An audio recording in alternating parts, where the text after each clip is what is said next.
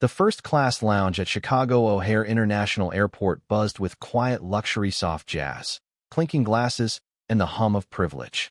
But the air turned brittle. "Folks like you don't belong up here," he sneered, his voice cutting through the murmurs.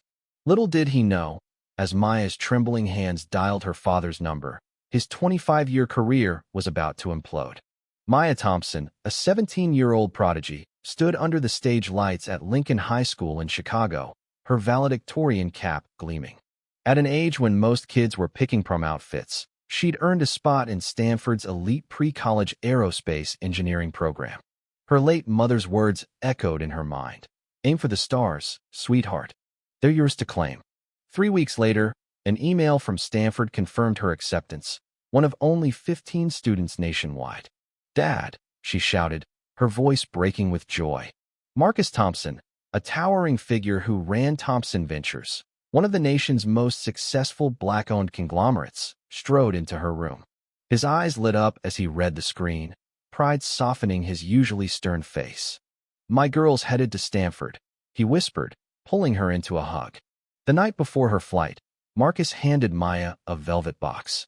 Inside was a silver necklace with a wing-shaped pendant, tiny sapphires glinting along its edge. Her mother's, a relic from her days as one of the few black female pilots in the country. "She wore this when she flew," Marcus said softly. "It made her feel unstoppable. Keep it close, and never forget who you are." His words carried a weight Maya couldn't quite place. "You hold more power than you know." The next morning, July 12, 2026, Marcus drove Maya to O'Hare in his sleek, custom Bentley. Heads turned, some with admiration, others with suspicion, as if wealth and blackness couldn't coexist. At the terminal, Maya felt the familiar sting of extra scrutiny. The check-in clerk lingered over her ID, and a passerby shot her a skeptical glance when she asked for the first-class lounge. "Their ignorance doesn't dim your shine," Marcus reminded her, squeezing her shoulder before they parted. The TSA line was a gauntlet. White travelers breezed through, but Maya's first-class ticket drew raised brows. "This yours?" the agent asked, his tone sharp. After a 20-minute bag search, she emerged rattled but resolute, clutching her mother's necklace. The Skyline Airlines first-class lounge promised refuge, but the attendant, Richard Hayes, greeted her with a cold stare. "This is for first-class passengers only," he said, barely glancing at her ticket. When Maya insisted, he waved a white couple through without a second look. "Why didn't you check their tickets?" she asked, her voice steady but burning. Hayes muttered about unusual circumstances and called security, labeling her disruptive. A woman in her 50s, Dr. Elizabeth Grant, a civil rights attorney from Northwestern, stepped in. "Care to explain why this young woman's ticket needs extra scrutiny?" Cornered, Hayes relented, but the damage was done. Maya, shaken, called her father. "I'm fine, Dad," she lied, downplaying the incident. Marcus's voice tightened with fury, but he urged her to stay strong. Unbeknownst to Maya, Marcus had secretly acquired Skyline Airlines 6 months earlier, a move kept under wraps to avoid market speculation. On board Skyline Flight 419 to San Francisco, Maya settled into her first-class seat, hoping for calm. But Captain Carter's special security check shattered that. He demanded her ticket, his eyes narrowing as he studied it like a forged check. "How'd you get this?" he barked, loud enough for heads to turn. "My father bought it," Maya replied, her cheeks burning. "Likely story," Carter scoffed. "We've had fraud issues." Before she could protest, he tore her ticket into pieces, declaring, "People like you don't belong in first class." The cabin gasped. Dr. Grant began recording. Flight attendant Sarah Collins tried to intervene, but Carter silenced her. "Security will remove her," he ordered. Maya, trembling, called Marcus on speak. "Let me speak to the captain," he demanded. Carter smirked, dismissing him. As security escorted Maya off the plane, passengers protested, one posting the video online. It exploded, racking up millions of views with hashtags like Flying While Black and Justice for Maya. In a Stark airport office, Maya sat with security officer David Lee, who apologized softly. "Carter's got a reputation," he admitted.